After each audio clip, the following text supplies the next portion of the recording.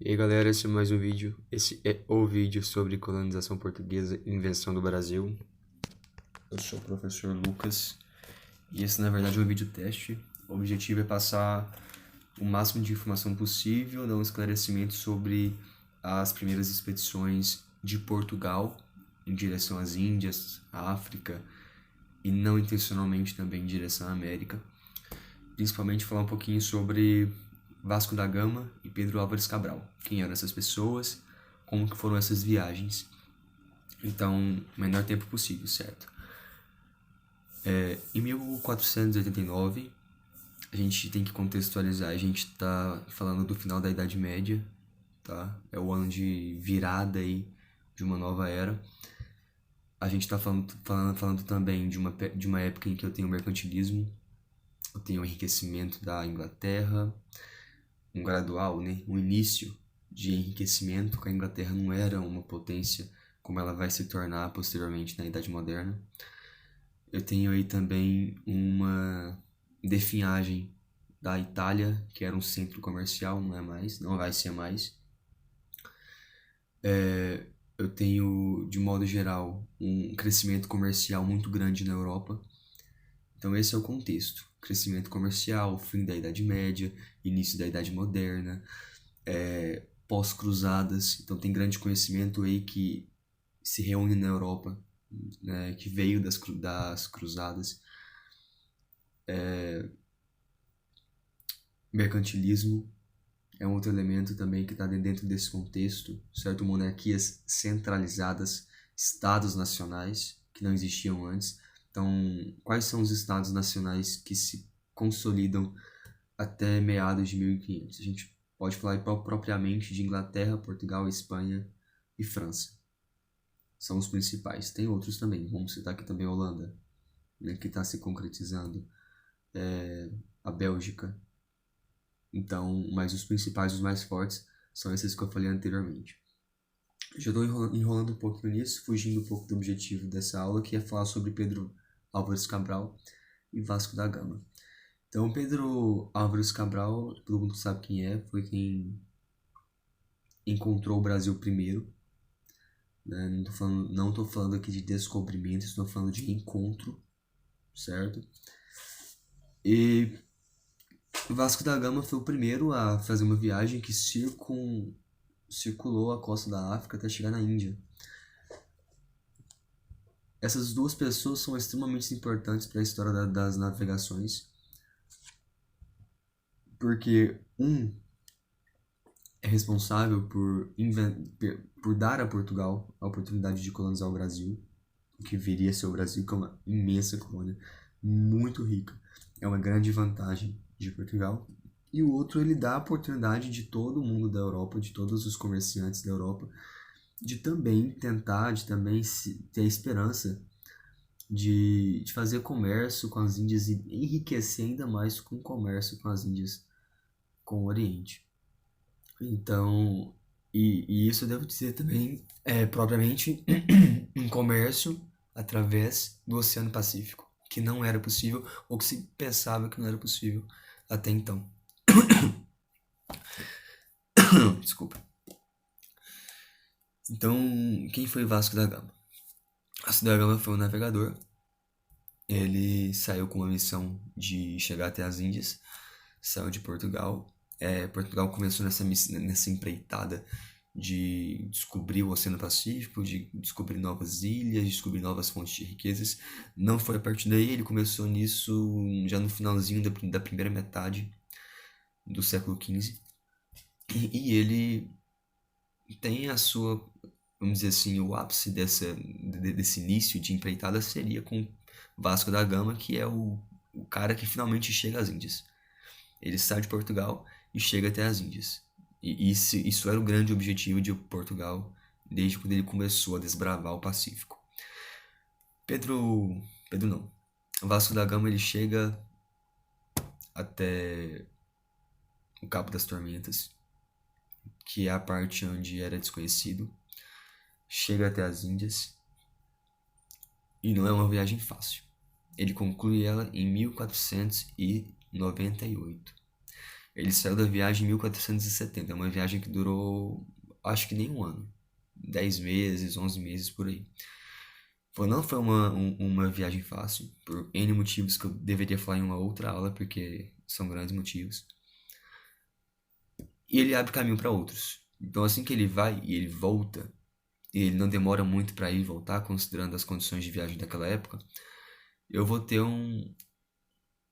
uma porta aberta, certo? Para as Índias agora. E aí o rei de Portugal, Dom Manuel, ele vai enviar outra expedição na esperança de abrir essa porta mais ainda, ou de abrir mais portas, que é a expedição de Pedro Álvares Cabral, que é uma expedição bem maior, que é uma expedição em que ele aposta mais, certo?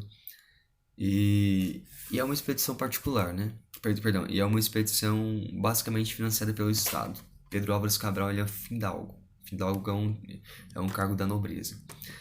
Quer dizer que ele é um nobre. Pedro Álvares Cabral ele parte com uma missão de 12 navios, 12 naus. É uma missão grande.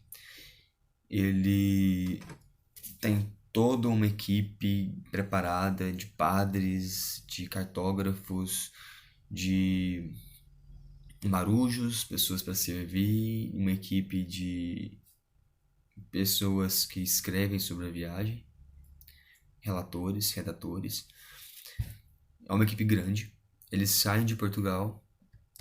Eu poderia também fazer uma outra aula para explicar como que é essa expedição, como que são esses navios, a dinâmica dentro desses navios, que é bem complexa também. Mas eu devo dizer que a dinâmica que é bem precário, perdão, precário. É bem precário porque não há espaço para muita coisa, né? Se bem que ele saiu com 12 naus, é muita coisa, mas ele pretende voltar com essas 12 naus cheias de especiarias. E essas naus elas vão cheias de especiarias também, que são especiarias que eles vão levar para trocar a hora que eles chegarem lá. Então eles levam produtos para fazer troca. Pedro Álvares Cabral, ele sai de Portugal em 8 de fevereiro, se não me engano, de 1500, início do ano de 1500. Ele chega à costa sul da América em cerca de exatamente dia 22 de abril de 1500. Como que ele chegou na costa sul da América? Bom, naquela época você não saía com água suficiente para a viagem inteira, não saía com comida suficiente para a viagem inteira. É uma viagem que vocês vão ver, o exemplo de Vasco da Gama mesmo durou quase um ano.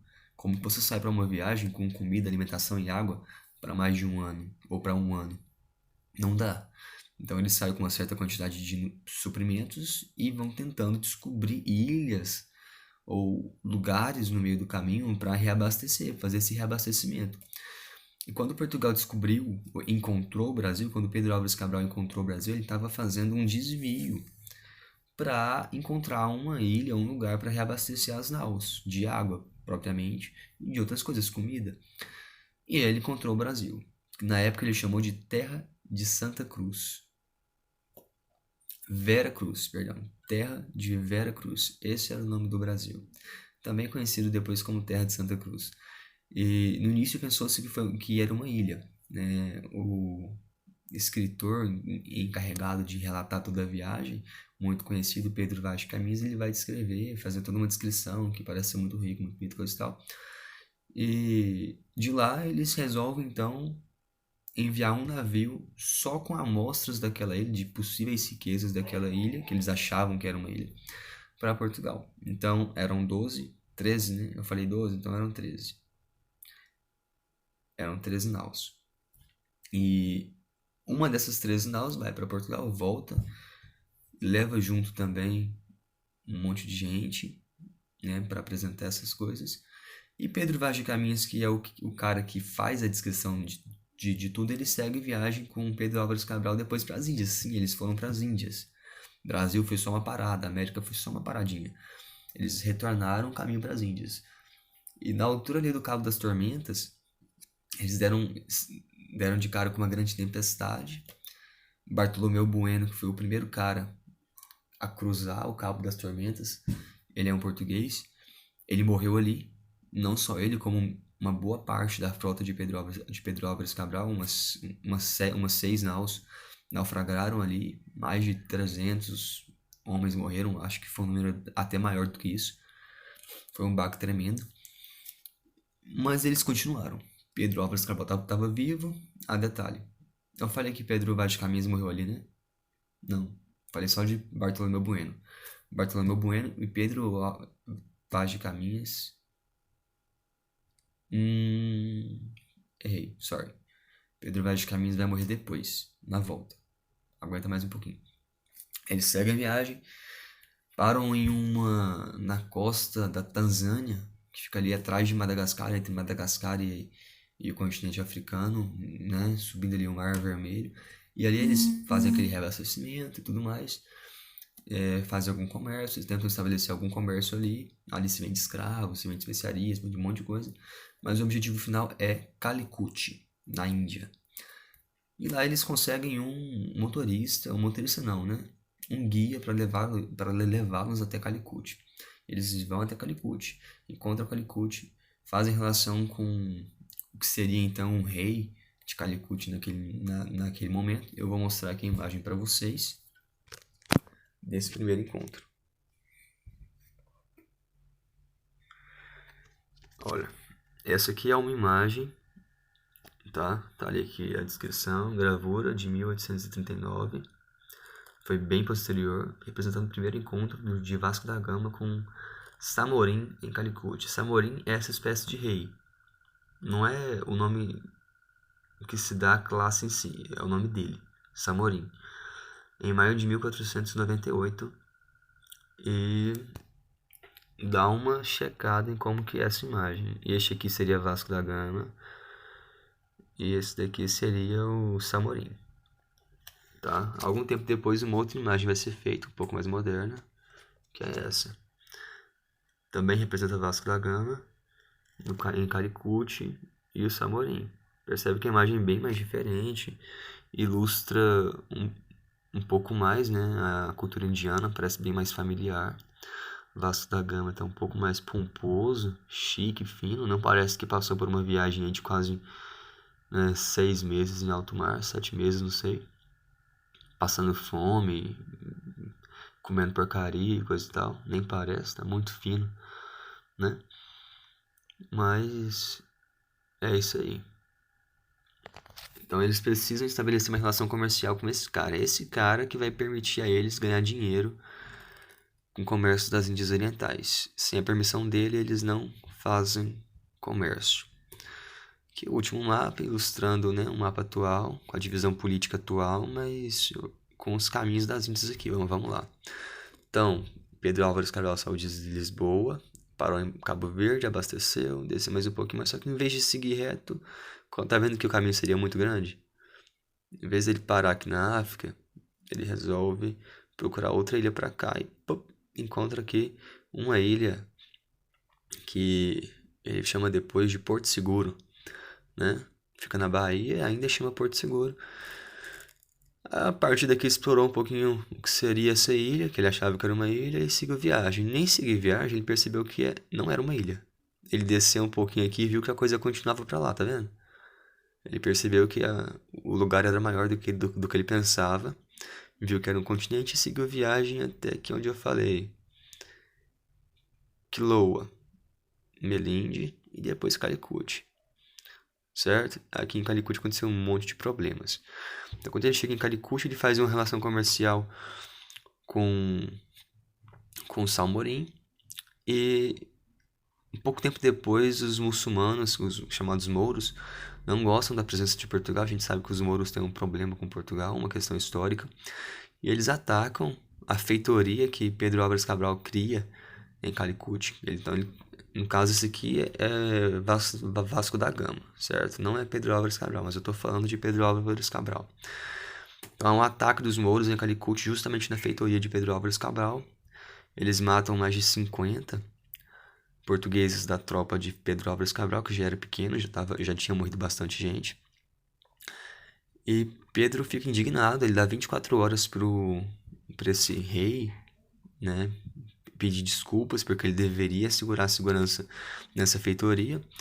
Não há pedido de desculpas, então Pedro Álvares Cabral, vou dizer assim um termo chulo, ele fica puto da vida e ataca Calicut, manda bombardear a cidade, né? Faz um peteco em Calicut e vai até uma outra cidade chamada Cochin, que era uma cidade vassala de Calicut, é uma cidade, vamos dizer assim, submissa, né?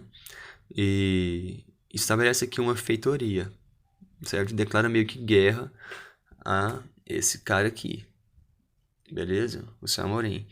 Aí ele volta aqui em Cochin, lembrando que em Calicut ele não consegue boas relações comerciais, ele não consegue fazer uma boa troca com os produtos que ele tinha, mas em Cochin ele consegue fazer boas trocas. Ele abastece as 6 naus que ele tinha e traça o caminho de volta, faz o mesmo percurso, aí ele para em outros lugares aqui na África, reabastece e bem aqui ele encontra uma nau perdida. Lembra que tinha sido, né, aqui no Cabo da Boa Esperança, o Cabo das Tormentas, tinha tido uma tempestade, afundou 6 naus, só que uma dessas 6 naus não afundou, ela se perdeu, né, e ela foi parar bem aqui, nesse lugar. E Pedro Álvares Cabral não sabia disso e ficou aqui. Quase um ano aqui esperando, né? Ficou aqui muito tempo. E aí na volta, Pedro Álvares Cabral com a frota dele. Lembrando que tem um certo momento aqui que eles encalham uma nau e tem que abandonar. Depois ele bem aqui, ele consegue achar esse companheiro dele que a gente... Depois eu vou falar um pouquinho mais dele. E volta com as 6 naus, né? Porque eram 13. Uma voltou para Portugal. Foram 12 para cá. Bem aqui afunda 6, só porque uma ficou perdida. Então sobrou mais 6. Aí veio para cá. Então eles vêm com essas 6 naus. Uma encalha aqui, fica 5. Só porque aquela uma que tinha se perdido aqui se junta de novo às outras 5. Aí viram 6. E volta 6 para Portugal. Só porque uma dessas 6 está vazia, né? Tá sem especiarias. E é isso.